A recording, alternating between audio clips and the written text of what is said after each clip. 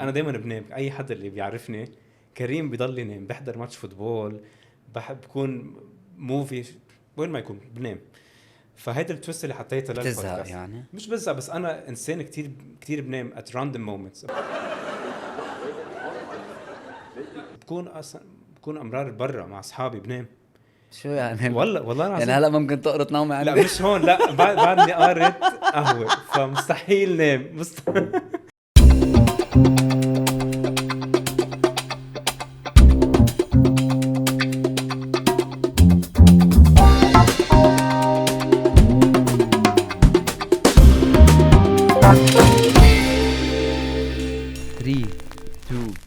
on this camera. معلش مثل ما بدك.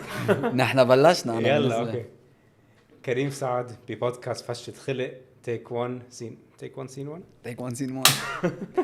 يعني كريم سعد، يا اهلا وسهلا فيك. اهلا فيك. thank you for having me. اهلا وسهلا فيك. اهلا وسهلا فيك. انا بالنسبه لإلي انك انت تكون موجود هون معي من بعد ما عملت لي ريفيو على البودكاست it's something that I really هيك بيبسطني.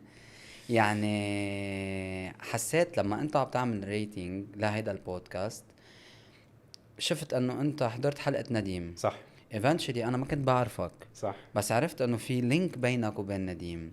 نرجع منفوت عليه. هيدا نديم قصة هيدا. جريت. بدي لكم اهلا وسهلا فيكم ببودكاست فشة خلق. وبدي اقول له لكريم، هلا بتتعرفوا على كريم كمان. بدي اقول له لكريم انه ليه عملت لي ريفيو للبودكاست؟ وليه بلشت ريفيو بودكاست؟ ليه بلشت ريفيو ليك؟ هيدي القصة صراحة it goes back لفترة. أنا بشغلي كتير، أنا بشغل بالادفيرتايزنج وكتير ماركتينج وقصص وبروجكت مانجمنت هيك، بس عم بحس إنه بدي أعمل شيء لإلي. فكنت كمان بنفس الفترة تعرفت على نديم، وشفت إنه هو he loves شو اللي بيعمل ريفيوز تي في سيريز وموفيز وهيك، وعم يعمل منها إنه good fame وماني وهيك. قلت you know what، خلينا أنا أجرب. وتاني شيء إنه لاحظت كتير عندك different kind of reviews اللي هن book reviews وmovie وسيريز، بس ما في بودكاست. ما بحياتي سمعت بشيء اسمه بودكاست ريفيوز. فقلت بتعرف شو، خليني انا اكون اول واحد يجي يعملها بهالمنطقه، او give it my own twist اللي هي انا لما احضر اي شيء انا دائما بنام. اي حدا اللي بيعرفني كريم بيضل ينام، بحضر ماتش فوتبول، بحب بكون موفي، وين ما يكون بنام. فهيدا التويست اللي حطيته للبودكاست يعني مش بزهق، بس انا انسان كتير بنام at random moments. بكون امرار برا مع اصحابي بنام. شو يعني؟ والله العظيم. يعني هلا ممكن تقرط نومي عندي؟ لا مش هون، لا بعدني قارت قهوة، فمستحيل نام مستحيل. فقلت بتعرف شو، خليني اعمل هالبودكاست ريفيوز، وكمان بلش اتعرف على العالم، لانه بالاخر انا كمان كنت حس حالي ما بحكي كتير مع العالم، ما بعمل effort وهيك. بتعرف شو maybe this can be my outlet. بروح بعمل ريفيوز وبحكي مع عالم، شوف اوكي انا I watch your podcast وكمان سوري حضرت your podcast means I must have liked it، او في شيء انا حبيته فيه. مشان هيك بلشت صراحه. طيب وين اخذها لهيدي الخبريه؟ ليك صراحه عم بتنزل constantly؟ مش constantly. نزلت واحدة من يوم الأحد I think، يوم الأحد أو يوم السبت I released an episode. بس هي مش يعني where I see it it's more of a hobby. عرفت؟ مش إنه شيء بدي أعمله إنه كل يوم مثل other reviewers. أنا بدي أعملها شيء يعني you are not for fun. No it's okay. more for fun. أنا يعني whatever I watch I review. عرفت؟ أنا ما يعني what I watch is what I review. اوكي سو برأيي انا يعني اليوم انت بلشت بنيش.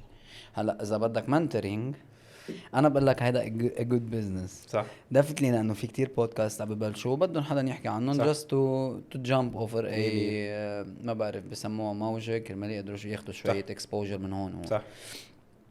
بس حبيت انه تبعت سيستم انك عم تحكي directly straight to the camera and you rate my podcast 8/10. why؟ شو حسيت بالبودكاست تبعي غير اذا عن جد هلا شيل لي حلقة نديم على جنب، اكيد حضرت غير حلقات.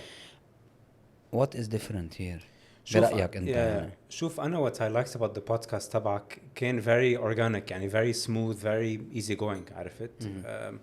تاني شي حسيت انه it's يعني بتحس هيك قريب من القلب. عرفت؟ عندك عالم انا بحضره مثلا بامريكا بانجلند بتحسن انه كتير فيك. they're trying كتير تيعملوا money وهيك. بحس انه عالم مثلي ومثلك where we're starting بهالبودكاست scene we're very down to earth. يعني عم نعمل شيء لانه نحن بدنا نعمله, مش لانه في عالم بدهم يعملوه لانه في حدا برا مثلا بده مصاري or whatever it is. هيدي اول نقطه. تاني نقطه is you know the other thing I liked about your podcast is كمان it's حتى الاسم by the way فشت خلق. لأن نحن كتير بنقول أنا بدي أجي فيش خلقي, فكمان الاسم اللي أخذ بالي من الموضوع كله. عن شو بدك تفش خلقك اليوم؟ ليك أنا من الدنيا كلها, لا عم بمزح. ليك كل شيء, يعني أنا كتير عندي قصص I love talking about. يعني أول واحدة منهم فيك تقول الفتنس, المنتل هيلث, شغلي, صحتي, حياتي. طيب أنا حاخدك حبة حبة هلا. تفضل. طيب إذا اليوم أنا بدي أحكي عن كريم سعد قلت لي as a marketeer, كيف ببلش نهارك؟ ببلش نهاري على 7:30. شو بتعمل؟ بقوم من التخت اكيد, أوكي. بفتح عيوني, بعمل فطوري ما يوجوال. اي حدا بيعرفني بيعرف انا كتير باكل بالنهار. طب كريم لحظة, قلت لي فطوري, هالكلمة من وين جاية؟ بتعرف؟ فطوري اليوم بده يجي. نحن بنقول ترويقة على اللبناني وانت لبناني. فلسطين. لا انا نص لبناني نص فلسطيني. شفت هلا بلشت افتح لك ايوه. طيب انت عشت بلبنان؟ عشت وقت الجامعة شي 4 سنين. جريت. وين قضيت حياتك كلها؟ باقي حياتي هون بدبي. بدبي. سو از دبي كيد كيف كانت الحياة؟ شوف it wasn't شو اوكي, في فرق بين دبي لايف هلا ودبي لايف بوقتي. دبي لايف هلا كتير عم بحس انه كتير مصاري وسوبرفيشل وعالم بس بدها تصرف مصاري وتشو اوف. انا الحمد لله البيئة اللي انا تربيت فيها كتير داون تو ايرث, كتير همبل, يعني عقد حالنا. so I had a good support system حوالي, يعني من اصحابي بالمدرسة, من اهلي وهيك. so it was nice, it was a good place to grow up in. بس امرار بحس انه بركي لو ربيت بلبنان طريقة تفكيري بتكون غير. الطريقة انه حتى بركي انا شخصيا بكون غير, لانه بلبنان كل شيء مش عادي, بس كل شيء انه out in the open, كل واحد مرتاح يعمل اللي بده اياه. هون بتحس بعد you're a bit limited, في قصص فيك تعملها, قصص ما فيك تعملها, بنسبة انه مثلا the simplest example, مثلا انت شو بدك تلبس. بس انا بدي اطلع مثلا البس شورت, بسمع حكي انه ايه بس ليه تلبس شورت, ما انه انت بدبي ما فيك تلبس شورت. very stupid. عن جد بصيروا من زمان هذا الحكي. من زمان, يعني من زمان كنت اسمع مثلا انه ايه انه مثلا يعني مثلا ليه بدك تروح تلبس شورت ورايح مثلا على المول او شيء عشاء. طب انه انا هيك مرتاح. بلبنان عندك قصص عادي اكثر, ان كان مثلا الطلعات, الظهرات, الاصحاب, طريقه التفكير. هون بتحس شوي كنترولد اكثر. حتى لليوم برايك انت هذا الشيء موجود؟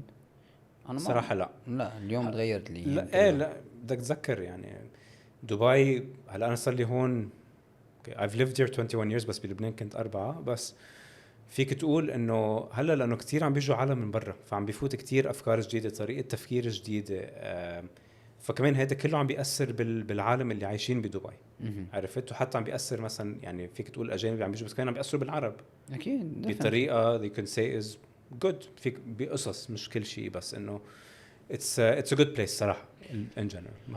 طيب يعني اذا بتطلع على الباك على الانستغرام تبعك, انا عم بعمل ماي اون باك جراوند تشيك انستغرام. الله عجبك.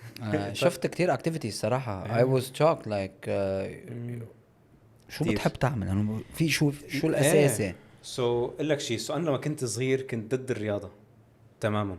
يعني ما كنت ابكي اذا بدي اروح اعمل رياضه, مستحيل. كنت اقعد بالبيت بس اكل, احضر مصارعه, وبقول انه ايه انه انا this is my life, انه انا ما بعمل شيء. فت على الجامعه اكشلي قبل فت على الجامعه. اختي قالت لي طب ليك ليه ما تروح تلعب رugby بالجامعه؟ انا قلت رugby انه انا كنت بعدني بالفيز انه مقلي جلادي وشو بدي اركض واتمرن واكل وهيلثي وهيك. انا كنت ما كنت فكر يعني انه اروح اعمل رياضه. ورحت على اول تراي اوت سيشن و I loved it صراحه. يعني كل my best friends من الرugby, يعني من 2015 لليوم.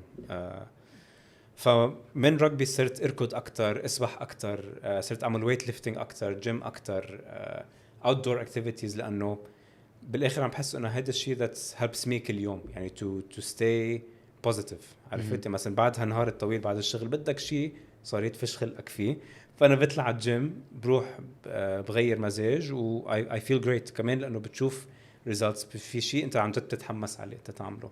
ليك انا بعرف كتير في عالم بيعملوا اكتيفيتيز، بس 90% من هول العالم يعني اللي انا بعرفهم اتليست غير الاتليتس والعالم اللي بيبقوا فتنس بيبل بيبقوا عم يهربوا من شيء معين. صح. انت من شو عم تهرب؟ انا من شو عم بهرب؟ ليك في جزء مني عم بيهرب من الكريم الصغير بصراحة. the part يلي كنت كتير ضد الرياضة وكنت كتير يعني كتير ظلمت حالي بقصص. يعني بتذكر كان في فترة من طفولتي كنت لهلا بتذكر النهار كنت عند الحكيم بعمل جنرال تشيك اب، اجى شاف وزني كان وزني شيء 80 كيلو وانا كنت ماشي يعني جريد 8 9 وهيدا انه اوف يعني هيدا اوبيس يعني كتير انه needs to do exercise وهيك، بس ما كنت افهم هذا الموضوع. كل مرة حد يجي يقول لي ترين وعمول exercise بقول لهم لا. فهلا عم بحس إن لا هيدا it's يعني I want to run away لأنه بدي يطلع هيدا الأولد سايد مني، بدي يطلعه من my system لأنه بالآخر يعني I'm happy with the كريم اللي موجود هلا بصراحة. بتحب حالك كتير كتير؟ إنه بتقف قدام المراية وبتقول لهم أنا بحب حالي؟ بس ليك بتقولها للمراية بس ليك في حدا قال لي هديك النهار كنت عم بحكي مع شاب هديك اليوم، اجى قال لي لما توعى كل يوم طلع بالمراية ويقول أنا رجال وأنا شو إنه I love myself. قلت له يا عمي فك عني شو. حضرت من فترة بودكاست في شخص اسمه ونسني. Do you know ونسني؟ No. You have to review it to check actually he's an influencer. وبهذا البودكاست كان عم يحكي قد ايه هو بحب حاله، قد ايه حلو، قد ايه متصالح مع حاله. هو شخص كتير ناصح. اوكي very elegant very يعني أكيد رائع. أكيد. الثقة النفس هي بتلعب دور كتير مهم كريم. اليوم نحن بمجتمعاتنا العربية الصحة النفسية يعني مثل ما بيقولوا عند الرجال شوي ما بنحكي فيها. صح.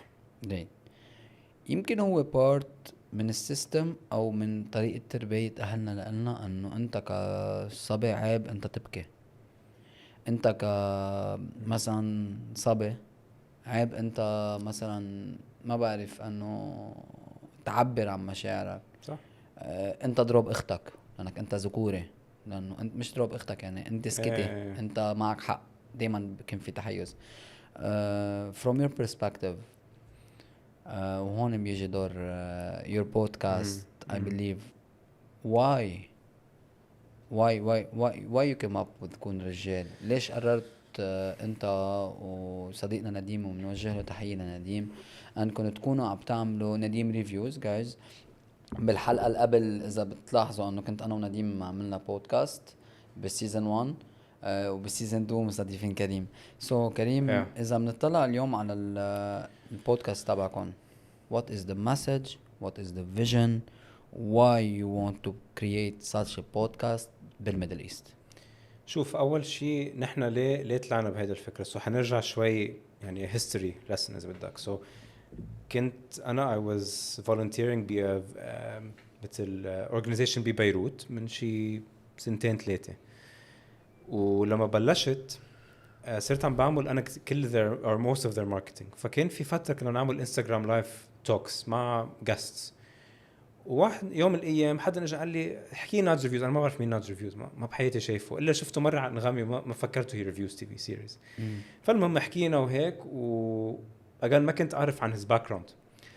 فلما عم نحكي بهالابيسود وهيك وعم نخلص وعم بقري انا الكومنتس as we're talking وعم شوف كل العالم تحكي انه اوف شابين عربي انه عرب عم بيحكوا عن صحتهم النفسيه بدنا اكثر هيك we want more content مثل هيك.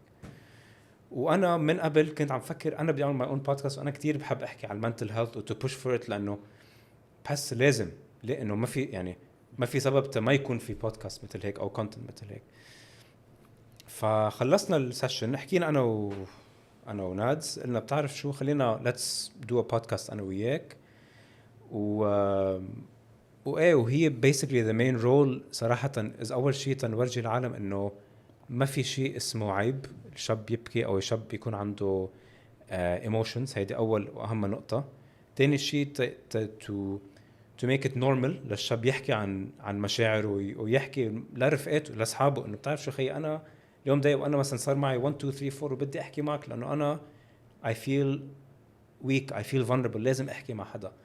المشكلة احنا عنا اياها بمجتمعنا يعني حتى انا ما بحس على حالي اصلا بقول كلمة بتزعج حدا فبالاخر هذا بيرجع يعني هذا الانسان بيرجع بيزعل وبيفكر بهالموضوع بيقول طب لا انا زعلت وليه اجى قال لي هيك وما بعرف شو. بس نحن لانه ما ربينا بجو بدي احكي مع حدا وبدي احضن حدا وبدي احب حدا وبدي اعطي كل شيء لحدا حتى انا ساعده حتى هو يكون احسن يعني best version of himself. هذه أول نقطة. تاني نقطة هي إنه كمان يعني بس في شغلة بس بدي أوضحها للبودكاست كمان بالذات it's not بس للرجال كمان. هيدي أول شيء يعني لأنه كتير عم بيجوا لي comments هيك I need to clear it up هلا اللي هي it's not just للمن. أكيد هي the name is تكون رجال بس بس كمان نحن بدنا كمان النسوان كمان يعرفوا إنه مثلا الشاب ليه ما عم بيحكي. الشاب لما يكون عم بيعمل 1 2 3 4 ليه هيك عم بيعمل ليه هيك عم بيفكر. فايه هي really is to normalize هذا conversation is to raise awareness إنه ايه الرجال كمان عنده أحاسيس بس كمان مش to victimize. هيدي النقطة المهمة إنه في كتير عالم بفكروا إنه we want to victimize men والمن هن ما مخلينهم يحكوا لا هن فيهم يحكوا بس نحن ربينا ما نحكي. نحن ربينا تنعيش الاكسبيرينس انه تضلك محبس كل شيء وبتطلع طريقه تانية. ليك good luck يعني انا بدي اقول لكم good luck. ان شاء الله يكونوا هيدول التوبكس اللي حتحكوا فيهم or the guest that you will do it. ان شاء الله يكون اكتر مسمع. انا I believed بهذا البودكاست بالاساس لما نديم you shared it and I saw it like حبيت لو انا عم بعمل ريفيو كنت I definitely give you like 10/10 because it's a topic like we need to raise awareness about it. eventually إذا بتفكر فيها كمان من منطق تاني إنه 3/4 العالم أو like بدي say like 50% of the people around Middle East ما عندهم هيدي الثقافة. صح. لأنه كمان بمدرسنا نحن مش كتير يعني عم بيربونا على حب الآخر وعم بيربونا على الأخبار. دايما في competition ودايما في شيء بسموه انه انت صح انت غلط انت اقعد قدام انت اقعد ورا. دايما في التحيز اللي بينتج على كتير قصص بشخصية الإنسان. صح. يعني أنا بتذكر بطفولتي يعني كانوا دايما الأساتذة اللي كان أشطر واحد بالمدرسة يحطوه قدام. صح. والمش شاطر يحطوه ورا واللي مشاغب يحطوه آخر بالصف. صح. مش مثلا تجبر للمعلمة انه اقعد قدام. بزماننا كانت الخبرية كلها على بعضها انه اذا انت بتشاغب انت منك شاطر عندك حلين يا بتجيب اهلك اوكي يا بتقعد ورا. اليوم صاروا بعلمون على الاساتذة صاروا اذا بتقلك هيك بتروح بترفع فيها شكوى كلمة which is كمان اليوم في تكبير راس اكتر بالموضوع كتير. شوفوا كمان بدك تتذكر شغلة تانية اللي هي يعني أجان نحن كلنا ربينا بطريقة يعني بطرق غير. يعني مثلا أنا بتذكر لما أنا كنت بالمدرسة كنت ضل يعني حتى تصديقا لحكيك يعني أنا كنت دايما أقعد يا بالنص يا ورا مع إنه ما كنت مشاغب بس أنا ما كنت كتير شاطر بالمدرسة بس كنت جرب بس ما كنت أقدر ركز بالصف ما كنت أقدر أعمل منيح بالفحوصات مع إنه كنت أفهم بس فوت على الفحص كل شيء بيصير ما بعرف من راح. وحتى يعني حتى انا مع اهلي ومع اخواتي مع اختي الكبيره مثلا هي معروف انه كتير شاطره وهيك فانا كل مره بروح على اي سيشن مثلا مع اهلي ومع المعلمين حتى يعطون فيدباك علي انه كريم شو وضعه بالمدرسه. كلهم بيقولوا كريم انه تلميذ كتير مهذب ورايق وهيك بس انه يشد الهم شوي بالدرس لانه اخته بتعمل هيك. طب مثلا ليه هو ما في يجي يعمل هيك. فبالاخر هلا انا لما كنت صغير ما كنت فكر انه اوكي انه هيدا عم تاثر علي ما كنت بفكر كتير فيه ده خلص وات ايفر. طب اليوم انا بشوفها انه اثرت عليك كتير. طيب جريت هذا السؤال عن جد هلا عم يخطر براسي which is بيكسر التابو اللي هو بيقول انه رحت شفت حكيم نفسي يعني بس مش بوقتها.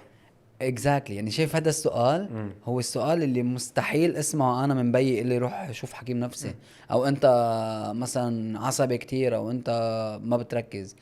هلا لاحظت شغله كتير مهمه انه kind of you are hyper active كأنك مش قادر يعني انا حاسك هلا انت قاعد وحايس بدك تقوم. ADHD هيدا اسمه والكوفي بس انه ADHD والكوفي. ايه. so you are diagnosed with ADHD clinically. so خبرني. so اقول لك شو do الخبريه. you like to talk about it؟ I love it. يعني شوف انا دائما بقول خبرني لانه بهمني اعرف اذا في يعني حدا عنده symptoms ADHD since you have experienced it. شوف انا بقول لك انا لما كنت صغير ما كنت كتير واعي على الموضوع ابدا. ما كنت واعي يعني كنت انه اوكي انه بالمدرسه لما كنت صغير كانوا يقولوا لك يا شاطر يا مش شاطر. ما كان عندك حل وسط يا شاطر يا مش شاطر. فلما عملت الفاينل يير اكزامز انه جريد 12 وحتى 11 ما كنت اعمل منيح. كنت انه انجح يعني. ففت على الجامعه IUB اول سنه انسى الوضع يعني. شو انه I failed تقريبا. كبيتهم بالزباله يعني السنه كامله تقريبا بالزباله كانت. شو كنت تعمله؟ مش كنت ادرس بس I couldn't focus. ما اقدر اعمل منيح بالفحوصات. كنت تدرس بس كنت ادرس انه ضميريا يعني مش كنت تروح تسهر بالبي او وتسرب وجدا وتعمل حركه. اللي بيعرفني من وقت الجامعه بركي اول سنه سنتين بيقول كريم كتير هادي وانه كتير مثلا بيعمل رياضه بيطلع مع اصحابه بس مش سهر كل جمعه سبت احد. اوكي كنت هيدي مثلا بركي once a week. اوكي فكنت اقعد ادرس مثلا بالجامعه باللايبرري وبجرب 100 شغله. بس بلاحظ يا خيي بكتب ما في شيء عم بفوت براسي. بس انا بقول اوكي اذا عم بكتبها لكن ايدي عم تاخد على الموضوع فيعني انه شيء حيكون فايت بقلبي. فوت على الفحص بقول اوكي يلا سكرته للفحص بتجي النتيجه بكون مثلا جايب شيء 60%. طب كيف؟ او 50%. طب كيف يعني؟ ما عم بفهم. فضلت هذه الخبريه لعن ما بحس شيء تاني سنه جامعه. فتت اول بروبيشن بالجامعه وبعد لهلا ما عم بعرف شو عم بيصير. انه اجان بدك تتذكر في كتير حكي مش حكي بس انه عالم بتقول اوكي بس خلينا يعني انه انت ما عم تدرس. انت عم تدرس عم تسمع موسيقى. انت لما عم تدرس تدرس بالمحلات الغلط. فبتصفي طيب عم بغير كل شيء بس ما في شيء عم بيزبط. فبتصفي انت you're losing confidence بحالك. يعني بتقول اوكي ما انه اذا انا عم بروح بدي ادرس وما عم جيب نتيجه. طب انا شو عم بعمل؟ انا شو انه انا what's my role هون. مرة أول probation ما طلعت منها. تاني probation ما طلعت منها. صرت آخر وحدة خلاص يعني هون يعني يا make it يا break it. يعني ما في رجعة مستحيل. فماشي بتذكر هيديك السمستر كنت عم باخد كورس counseling. فماي lecturer كانت عم تعطيني الصف هي كانت actually طبيبة نفسية. فرحت لعندها قلت لها ليكي أنا 1 2 3 4 ما عم بعرف شو أعمل ابدا. ما عم بعرف. وقعدنا حكينا وعن العيل انه عني عن عائلتي عن اخواتي وحياتي عن كل شيء حتى هي بس تفهم شو الباك جراوند تبعي. قالت لي شوف هيدا الدكتور اذا عندك ADHD هو حيقول لك. اذا ما عندك لكن يو نو. رحت لعنده ما حكيت كلمتين قال لي ADHD دغري. وانا اكد ما انا هيدي المشكله. فانا صدقته قلت يا اخي انه ADHD انا ما في اعمل شيء. حكيت مع اهلي قالوا لي انه طيب عملت شيء فحوصات؟ لا. في فحوصات للADHD شو انا هلا بخبرك. لما شكلي انا ADHD عم نط عليه. ما هلا لما فليت من عنده عطاني بريسكريبشن لدواء وكان الدوسج شيء مخيف.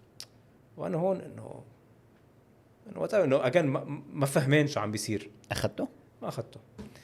حكيت اهلي قلت لهم جايز 1 2 3 4 في هيدا البريسكريبشن هيدا الدواء بدي لازم اخده لانه عندي ADHD طلع عنده دواء مهدئ يعني بيسكلي بيخليك تركز اكتر. يعني مثلا انا هلا كيف هلا قاعد عم ضل اتحرقص وهلا حتى براسي لما عم بحكيك في 100,000 فكره تانية بدها تطلع بس ما عم خليها تطلع. فهيدا كمان كنترول. بارت اوف الكنترول انا عم بجرب طبقه على حالي.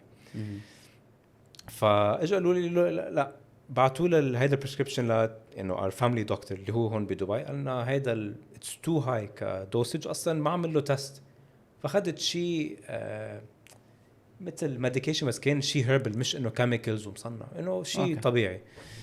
اخذته مشي الحال، بس انه مش مش انه يعني طلعت 90s الكورس. قلت انه حتى لو نجحتهم 1% انا قبلين، بس المهم ابقى بالجامعه، لانه انا اللي ارجع على دبي، ارجع عيش مع اهلي وانسى كل شيء عشته بلبنان واترك رفقاتي، هيدي نو واي تصير. فكمان كان في عندي هيدي الفايت من جواتي لحتى اي ميك ات باك لاصحابي وشوفهم واطلع معهم وهيك. So you challenge yourself. I had to لأنه I knew it was either all in or nothing. برافو عليك. والحمد لله I made it. بس اللي أهم من هيك إنه لما رجعت على دبي شفت يعني a doctor هون بدبي إنه their specialist بهالموضوع. عملت التست، فقلت له أنا I was diagnosed ب 1 2 3 4. قالوا لي أوكي فاين، عملوا لي التست. وهي التست عبارة عن شو؟ أول شيء your attention. هن بيعطوك مثل سكرين. هلا هذا الحكي من شيء 6 سنين، ما حتذكر كل شيء بس حتذكر قد ما فيه. اوكي. كان في مثل نقط على السكرين، وكل مره بتشوف نقطه بدك تدقر على البطن. تدقر لعما تصيبهم كلهم. انا ما صبت اكثريتهم. فما اتنشن ما كان كتير موجود. في قصص سبيكينج، في قصص ريتن، في قصص هيك. فلما خلصنا التست اللي عندي انكزايتي وديبرشن واي اتش دي، يعني هوم رن، عرفت؟ اوكي. بس اجان بهيدي المرحله ما كنت افهم شو يعني، لانه اجان ما كان في توعيه. لما انا كنت صغير كان في عندي شاب واحد بالصف كان عنده ديسلكسيا بس انه غير هيك ما كنت اسمع بهالمواضيع. فلما تحكي حتى بهاي الوقت انه والله انا عم شوف طبيب نفسي، حدا بيجي يقول لك طب انه انت بهيك شيء، انه انت you're اوكي، انه حتى العالم بتفكر انه انت يعني مريض نفسيا. هن هيك العالم، او حتى هيك كان ستيريوتايب من قبل. ما ايه كانوا يقولوا اللي بيروح على الطبيب نفسي صح. يعني رايح مستشفى المجانين. صح. وحتى بهيدا البودكاست عم نعمل انا ديم this is what I want to change، لانه it doesn't mean انه انت مريض نفسيا، doesn't mean انه هيك، بالعكس it's a normal thing. كيف واحد بيروح عند الحكيم لما يكون وجعه براسه، بده واحد كمان يروح على الطبيب النفساني اذا عم بحس بشيء لازم يحكي عنه. definitely اذا you know. فالمهم فانا من هنيك بلشت اقرا اكثر، اقرا وصير عم لاحظ على حالي قصص you know.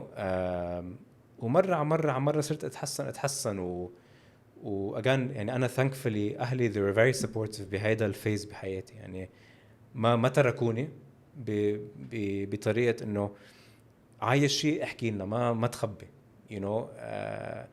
كمان which is good، لانه it's good to feel انه اوكي انا اهلي قال اوكي هن ربيوا ب the old school، بس كمان عم يجربوا exactly they're trying to support ابنهم يلي عم he's struggling you know. فكمان الشغله الثانيه اللي to the bigger push لإلي، كمان عندي اخت صغيره حبيبي. فكمان بدي كمان to be a good role model لإلها، انه اوكي انا I was struggling بس I made it, I pushed through it و I make things happen الحمد لله for myself. So from there I just kept going. يعني قلت خلص this is what I want to do بصراحة، to keep podcasting talking about it، لأنه بحس في نقص كتير، في نقص. واليوم كريم عم بطلع عليك انت you are a brave heart. اول شغلة انت شخص كتير شجاع. it's obvious هذا البودكاست حيكون big boom. hopefully you will continue producing all the episodes that you need to produce it soon و it will reach out to many people إن شاء الله.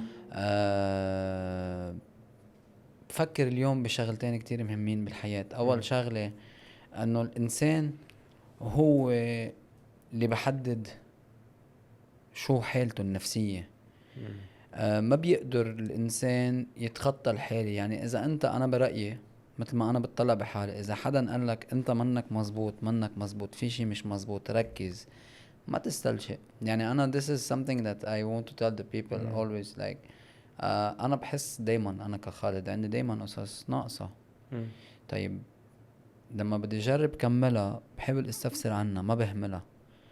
في كتير عالم بتهمل صحتها النفسية which is خوفا من انه يكونوا هن يعني عم بيحكوا قدام حدا غلط. بس بذات الوقت كمان كريم ما فيك تحكي قدام مين ما كان. يعني في عالم بتاخد هيدي النقاط نقاط ضعف. يعني انت كنت عم تقول قبل شوي عن الاصحاب انه انا بدي صاحب او صديق او رفيقه او رفيق احكي معه عن حالتي النفسيه. طيب انا هلا اعتبر مثلا انا مضايق اوكي وبدي احكي عن حالتي النفسيه. طب انا ما بعرفك هلا عم بتعرف عليك كيف بدي احكي معك؟ طب يا خيي هيدا الشاب اللي ورا الكاميرا هون اذا انا بدي احكي معه كيف بده يعرف عن صحتي النفسيه؟ ما شو بده يفكر عني؟ ما هول الافكار. طب يا هل ترى هول الافكار اللي حيفكر عني فيهم حيستعملون ضدي؟ بس ايه بس انت عم تحكي بشيء كتير. انا بعدني امبارح اللي عم بحكي عنه يلي هو كمان بدي اجرب خلي العالم تفكر بطريقه انه ما في شيء اسمه عيب. يعني حد يعني اوكي انا ما بعرف بس انا هلا اليوم جيت مش عيب بس بيوقفوا ضدك ويوقفوا ضدي. بس ايه بس بتبين ضعيف. لا هذا بالعكس لانه بس انت فاكر فيه بطريقه تانية. بس لانك انت حكيت عن شيء حيتعاطفوا معك مش يتعاطفوا معك بس بس هيدا حتصير مثل كونفيدنس لك لانه انت عملت شيء ما حدا تاني عمله. ما حدا تاني عم بيسترجي يعملوه. ما فيك. انا برايي ما فيك تفتح قلبك او تحكي عن شيء مضايقك او انت حسه غلط قدام the wrong people or any kind of people. يعني I believe انا يعني مثلا if you are my best friend حتى sometimes best friends betray their صح friends. يعني صح. so اذا بتفكر فيها منطقيا في قصص كتير كبيرة انت صايرة معك مثلا بتحس حالك انه ما قادر تحكيها أكيد ابدا. أكيد. بس انه هيدول كمان بيضربوا فيك. شوف اوكي عندي تو انسرز اللي عم تقوله. اول شيء يعني انا دائما بقول يعني هيدا البنفيت ليكون عندك طبيب نفسي. هيدا اول اهم شيء. الثيرابي يلي هو انت قادر تروح تحكي مع حدا اول شيء without judgment. يعني انت جاي عم تحكي عم بتفش خلقك بكل شيء عم بتحس فيه وعم بتجرب تحلل ليه هالقصص عم بتصير معك. هيدي لإلي اهم شيء لانه بالاخر يعني كنت عم نحكي فيه انا ونديم هذيك اليوم. نديم اخذ الحلقه كلها انت اليوم. هيدي بدها تصير نديم عند كريم وذ خالد. وينو نديم؟ نديم بدنا اياك مره ثانيه هون. لا بس هيدي يعني بدك تفكر فيها بطريقه ثانيه اللي هي الرفيق دائما بالاخر either he will support you لانه لازم to support you. لانه بالاخر يعني مثلا انا حتى لما بقول لاصحابي اول ما بلشنا البودكاست بيقولوا لي واو وي لاف بس انا ديب داون بقول بس اوكي بركي عم بيقولوا لي لانه لازم يقولوا لي اياها.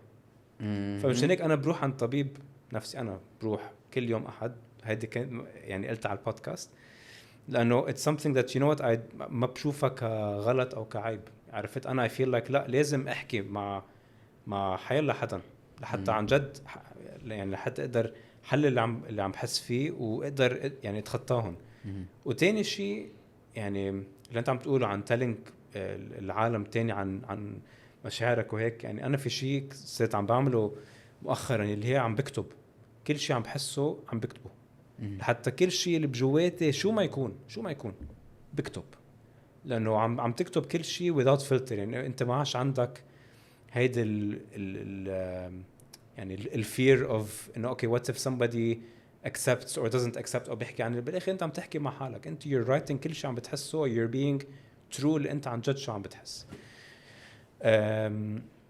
بس شغله تانية قلت انت يعني شوف I agree مش كل شيء بينحكى لكل حدا. هيدا اكيد يعني اكيد يعني ما فيك توثق هالفكره انه في عالم تبقى ناطرتك على الكوع تستعمل حيلا. يعني تصور your friends بالشغل انت مثلا you're depressed مثلا بدك تحكي عن موضوع انت مضايقك مثلا على مديرك يمكن عم بيعاملك بطريقه سيئه وانت you are opening up لحدا from your colleagues ممكن يستعملها بالثانية لا ياخد your position او لا يرفع شأنه عن so this is life and life this is eventually شوف ما هيدي شوف ما هي هيدي الشغله. انا كتير امرار بفكر طريقتين. لأن أول طريقة هي يعني هلا أنت عم بقول أوكي بس هيدي ريفلكشن عنهم هن كبني أدمين.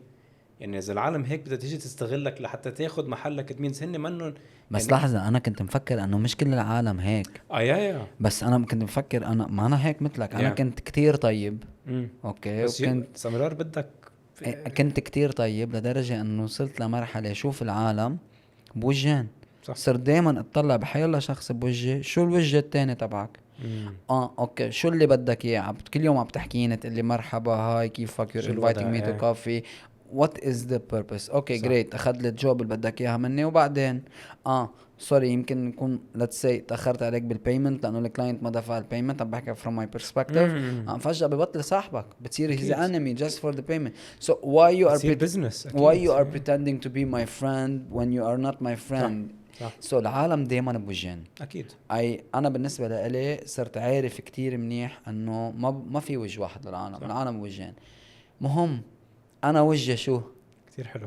كتير هيدا اللي انا بدي اياه. هيدا بدي اسالك. يعني انت if you believe in yourself وانت عارف انه وجهك كتير حلو وجهك كتير او انطباعك او شخصيتك هي بوزيتيف هي مفيده انت بتساعد العالم بتبني سمعه مرتبه وبتخلي العالم كله تحلف باسمك كمان.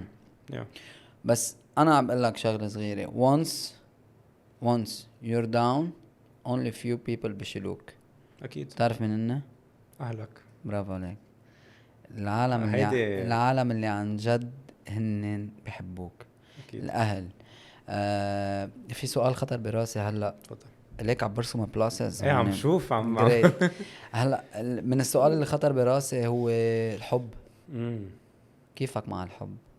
لانه بحالتنا الحب بيبقى قليل كتير. يعني كيفك مع الحب؟